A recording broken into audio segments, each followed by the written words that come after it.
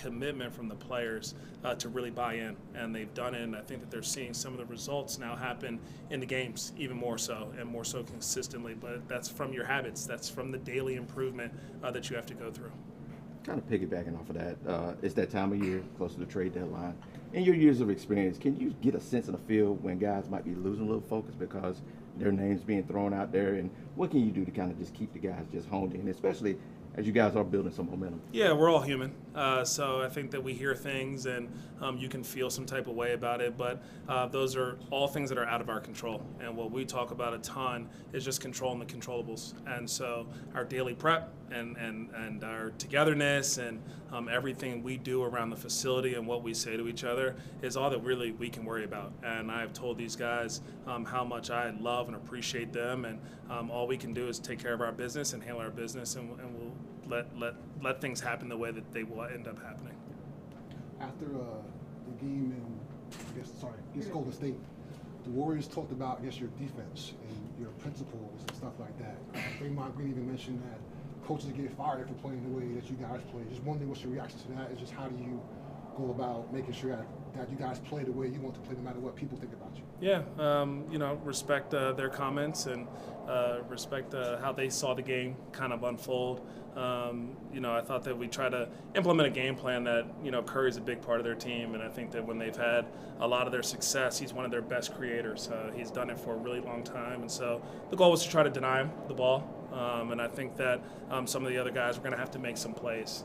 And I actually thought during the game, you feel like you won the battle and lost the war, because we definitely did a great job of controlling him. But some of the other role players, I thought, did hurt us. But it wasn't because we left them open at times. It was we were guarding them. And we just didn't do a very good job, whether it was our pick and roll coverage, executing our reds properly, or, D'Anthony Melton, I thought, really had a great game. And he's driving our MIG, and our shift activity wasn't good. So I think it was less about the concept of what we did, and actually we just weren't good enough in the individual pride and our shift activity collectively. Does it bother you when somebody says something like that about you as a coach, thinking that your system is something that can get you, lose a job, basically?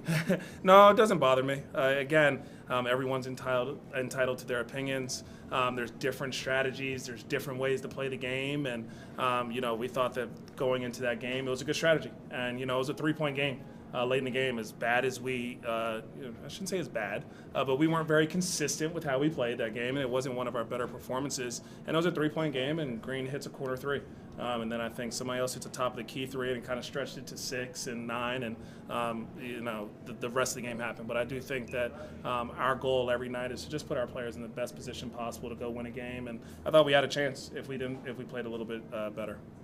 Tomorrow you have a back-to-back coming up in a couple of games here with Melo and the back-to-backs. What have you learned about just how to manage the minutes and make sure he's available for you guys the way you want to in both games? Yeah, I think one of the things is just trying to be creative with how we maneuver or manipulate his minutes to make sure that he has enough in the tank for the fourth quarter.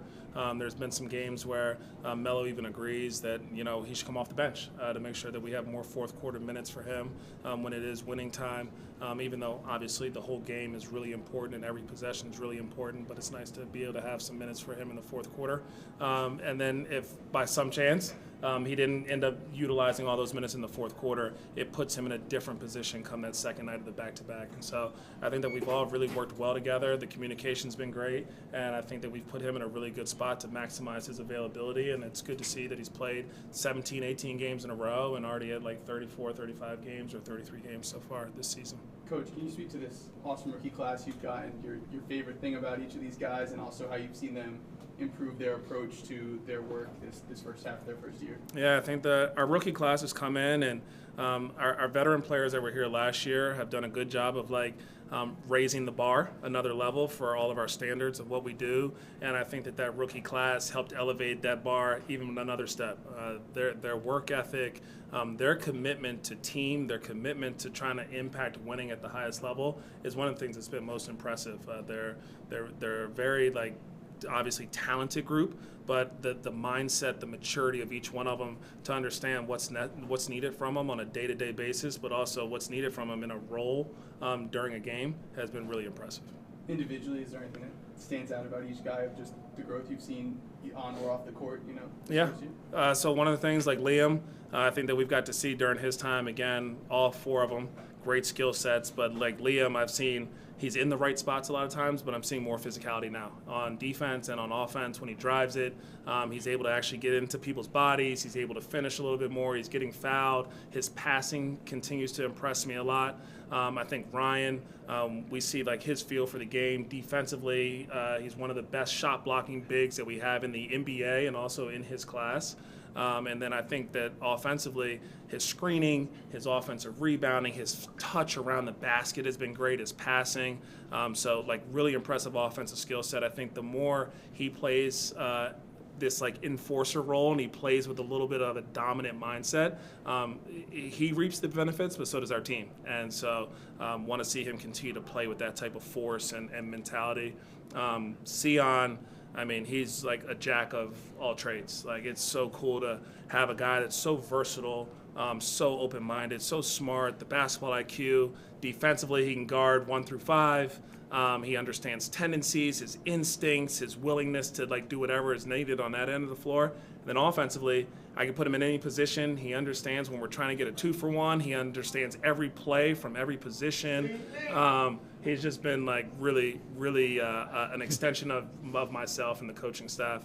And then Khan, the defensive intensity that he has shown, the willingness to guard some of the best players on the other team has been really impressive. His rebounding and physicality on the defensive end, I've loved. And then offensively, he's done everything.